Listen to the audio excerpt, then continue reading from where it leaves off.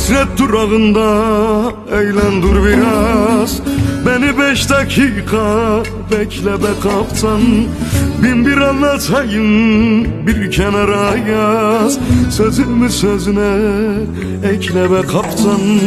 Sözümü sözüne ekle be kaptan.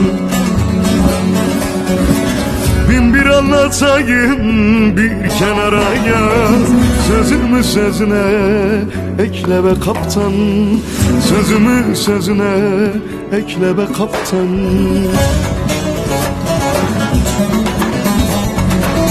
Bülbülü ağlatmak bir gül işidir, güle aşık olmak bülbül işidir.